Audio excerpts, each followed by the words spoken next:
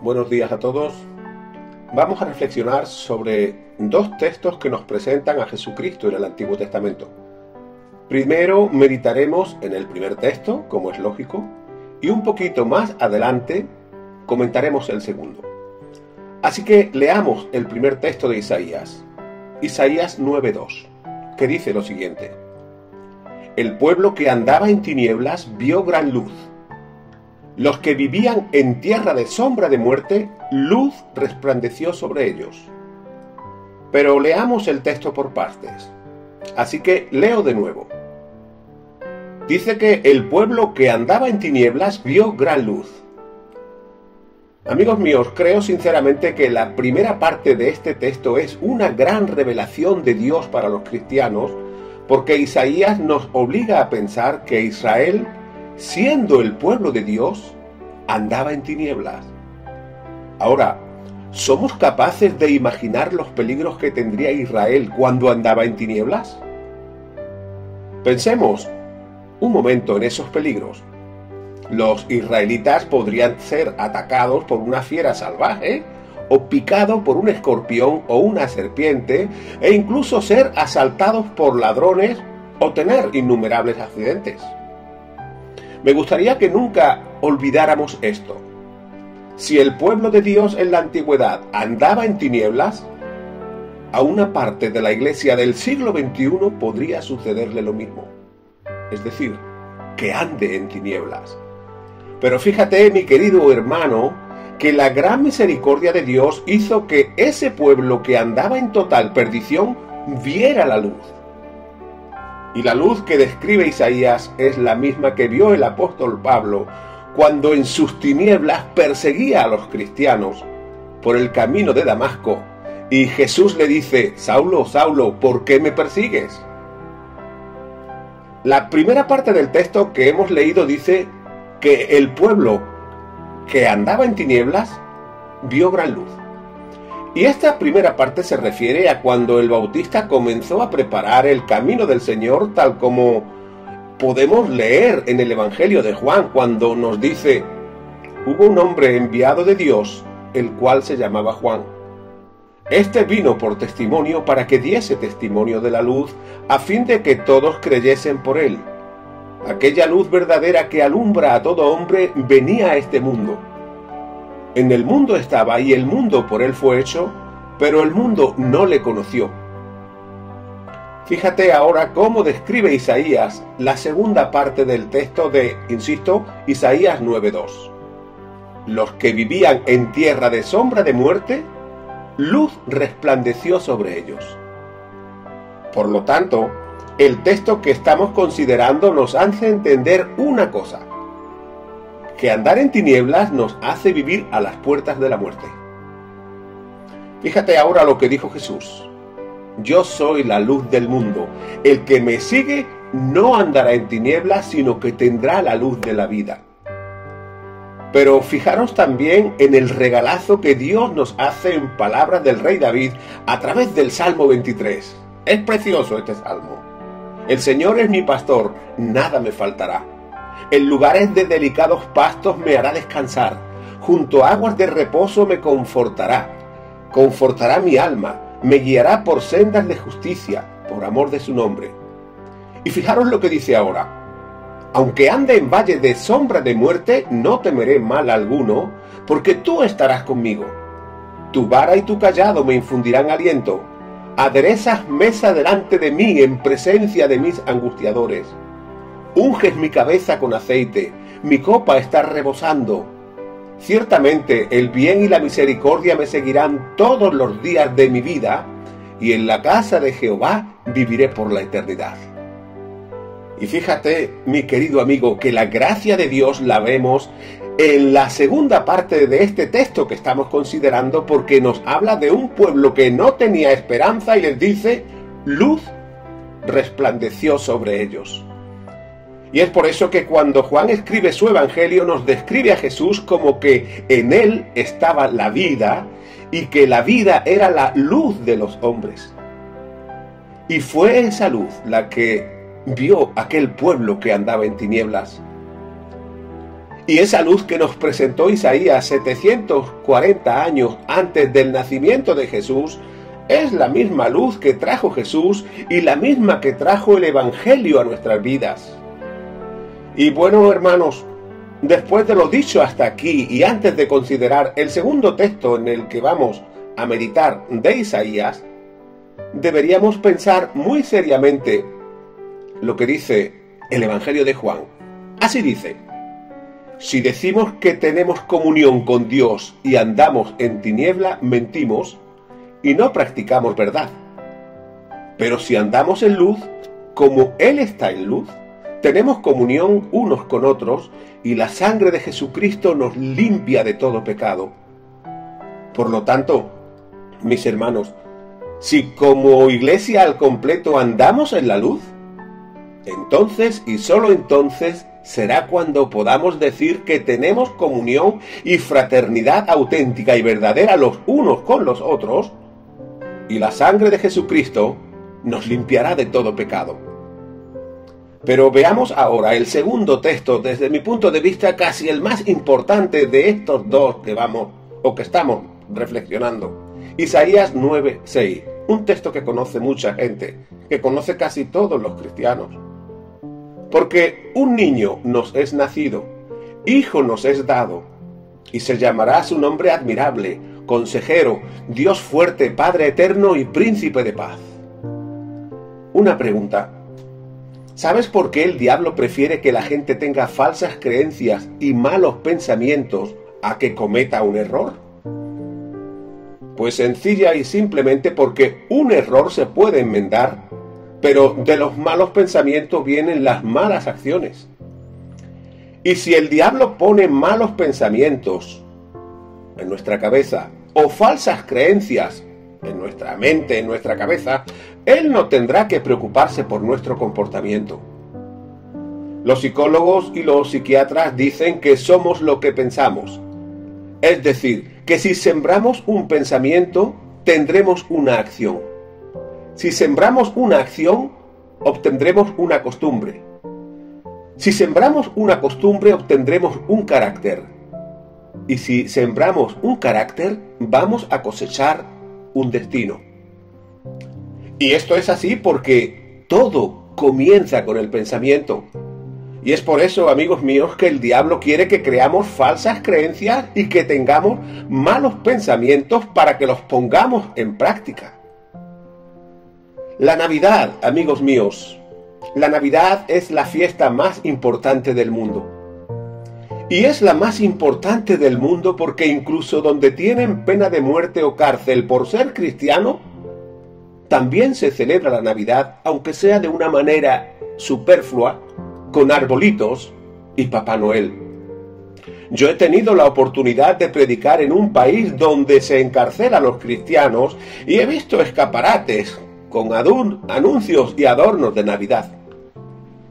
Por lo tanto, es muy importante saber si en Navidad vamos a celebrar a Jesucristo o si estaríamos celebrando y adorando al mismísimo diablo. La Biblia dice que no debemos creer a todo espíritu, es decir, que no debemos creer todo lo que nos enseñen, sino que deberíamos probar si esas enseñanzas son de Dios. Por lo tanto, deberíamos comprobar si nuestra manera de celebrar la Navidad es de Dios o es del diablo. Ahora bien, para probar si una enseñanza es correcta necesitamos una regla.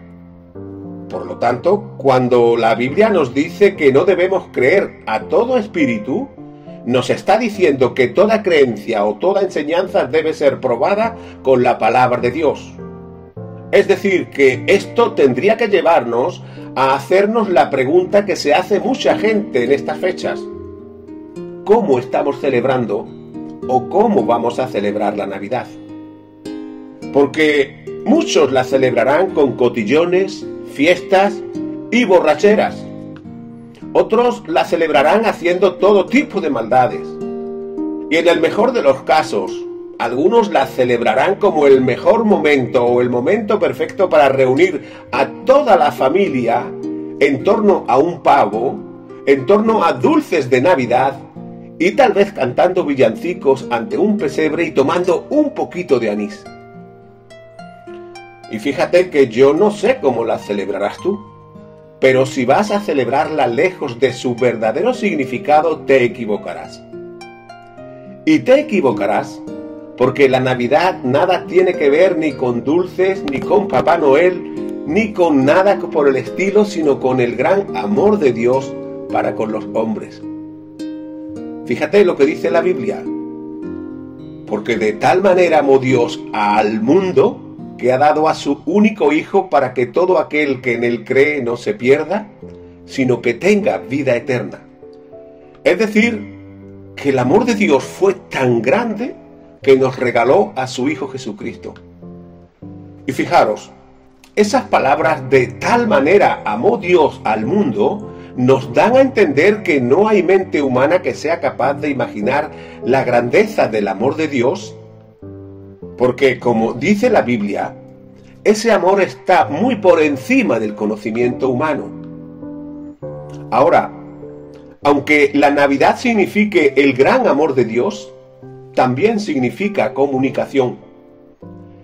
Y significa comunicación porque, aunque Dios se había comunicado muchas veces y de muchas maneras a través de los tiempos con la humanidad, en la Navidad quiso comunicarse por medio de su Hijo. Y tenemos que saber esto, que Jesús no vino a fundar una nueva religión, sino para abrir el único camino a Dios. Él mismo lo dijo: yo soy el camino, y la verdad, y la vida, y nadie va al Padre si no es por mí.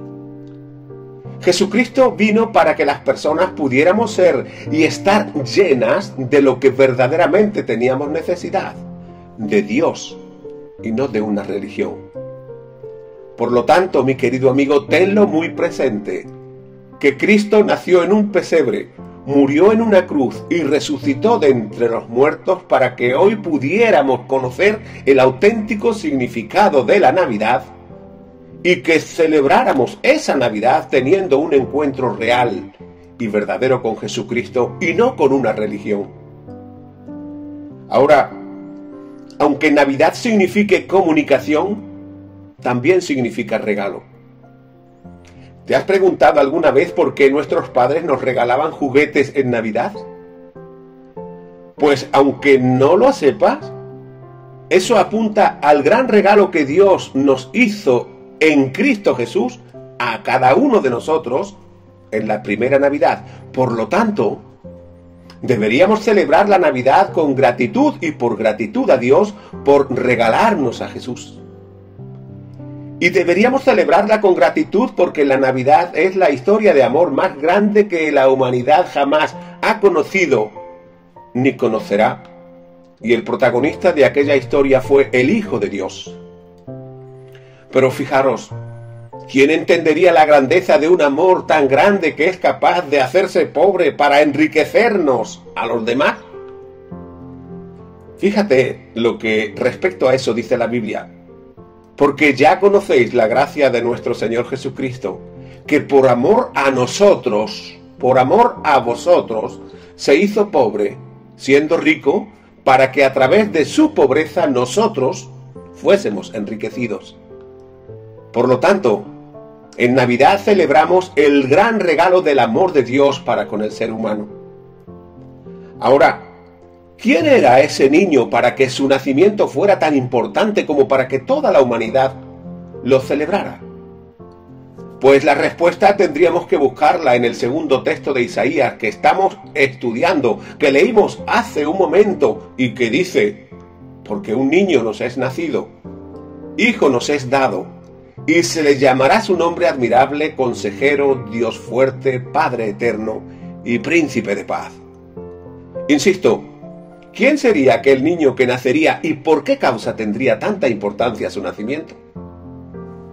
Como acabamos de leer, aquel niño sería el admirable, el consejero, el Dios fuerte, el Padre eterno y el príncipe de paz. Y amigos míos, Jesús fue admirable. Y fue admirable porque admirable fue su nacimiento. Y admirable fue su nacimiento porque Dios rompió todas las barreras de la comprensión humana y de la ciencia, ya que en el nacimiento de Jesucristo solo hizo falta el vientre de María y el Espíritu Santo de Dios. La Biblia dice que una virgen concebiría y daría a luz un hijo, y se le pondría por nombre Jesús. Admirable fue su nacimiento, pero admirable también fue su vida. Y admirable fue su vida porque hasta sus enemigos dijeron de él que jamás ningún hombre había hablado como Jesús, y porque nadie ha vivido una vida tan santa como la que vivió el Hijo de Dios. Él sanó a los enfermos, dio la vista a los ciegos, dio de comer al hambriento, resucitó a los muertos y jamás pasó una factura por sus servicios. Admirable fue su nacimiento, admirable fue su vida, pero admirable también fue en su muerte. Y admirable fue su muerte porque nadie tuvo una muerte como la que tuvo Jesús. Porque mientras que vosotros y yo vamos a morir por nuestros pecados, Jesucristo murió por nuestros pecados para darnos vida eterna. Insisto, nadie tuvo una muerte como Jesús. Porque por increíble que parezca, Él disfrutó cada minuto de su muerte como jamás podríamos imaginar.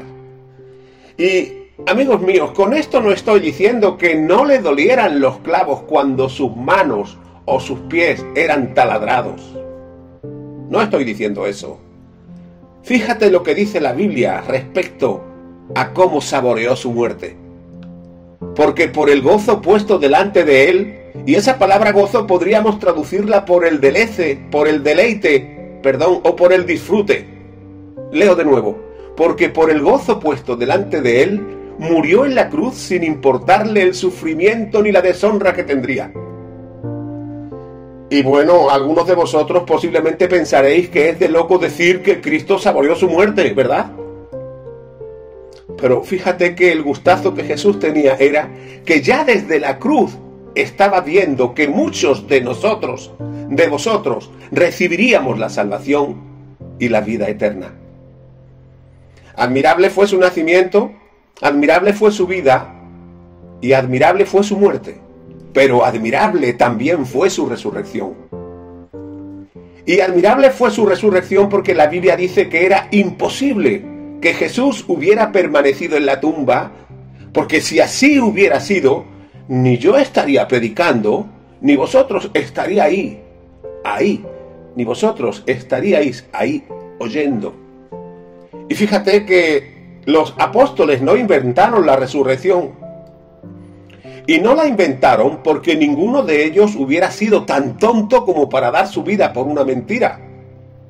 Porque claro, de un Cristo muerto podríamos recibir buenas enseñanzas, pero no el poder para enfrentar la muerte con la esperanza de la resurrección y la vida eterna. Jesús dijo, yo soy la resurrección y la vida. El que cree en mí, el que cree en él, aunque esté muerto, vivirá. Y bueno, aunque Jesús es el admirable, también es el consejero. Y es el consejero porque nadie dio los consejos que dio Jesús. Consejos que transformaron vidas. Consejos que salvaron a millones de personas a través de los tiempos. Y consejos que te podrían salvar a ti si los aceptas de todo corazón. Pero Jesús no solo es el consejero, sino que también es el Dios fuerte. La Biblia dice que Él es el Todopoderoso. Y Él es el Todopoderoso porque Él y solo Él fue capaz de levantarse de la tumba, y porque Él y solo Él tiene poder para salvarnos por toda la eternidad si nos arrepentimos de nuestros pecados y le recibimos como Señor y Salvador. Pero Jesús no solo es el Dios fuerte, sino que también es el Padre eterno. Y es el Padre eterno porque Él es el Padre de la eternidad. Y esa eternidad es capaz de convertirla en vida eterna para ti y para mí si nos entregamos a Él de todo corazón. Pero no solo es el Dios fuerte y el Padre eterno, sino que también es el príncipe de paz. Y es el príncipe de paz porque, fijaros, aunque muchos hombres hayan sido galardonados con el Premio Nobel de la Paz, ninguno de ellos fue capaz de transmitir la paz que Cristo transmitió, transmite y seguirá transmitiendo. Y es que, amigos míos, la paz que Cristo da, como dice la Biblia, es la que sobrepasa todo el entendimiento humano. Y por último, mis queridos amigos, Navidad también significa que hay que mirar a la cruz. Y hay que mirar a la cruz porque celebrar la Navidad sin mirar a la cruz es la peor creencia que el diablo podría poner en nuestros pensamientos, porque tendrá consecuencias eternas. Porque si es verdad que la vida de Jesús comenzó en la Navidad, también es verdad que terminó en la cruz.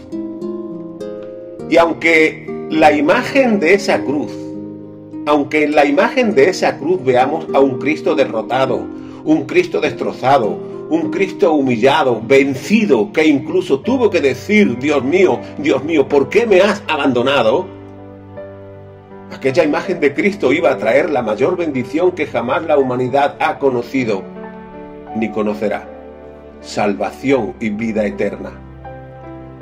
Voy a hacerte una pregunta. ¿Sabes por qué Jesús padeció esa muerte tan horrorosa? Pues porque el Padre le machacó como quien pisa una cucaracha o como el vendimiador pisa la uva hasta sacar la última gota del mosto. Y le machacó porque la Biblia dice que Él fue molido por nuestros pecados y que el castigo para que tuviéramos paz lo padeció Él, y que por su muerte fuimos nosotros salvados. Y le machacó porque el Padre trató a Jesús como si Él hubiera vivido nuestra vida para tratarnos a nosotros como si hubiéramos vivido su vida, la vida de Jesús. Y mientras que su sangre corría y se derramaba desde la cabeza a los pies y consiguiéndonos el perdón, Él, mirando al cielo, decía: Padre, perdónalos porque no saben lo que hacen. Y con esas palabras nos estaba diciendo: te amo, te amo, te amo. ¿Sabes una cosa, amigo mío? Al lado de Jesús había dos cruces con dos criminales, uno a la derecha y otro a la izquierda.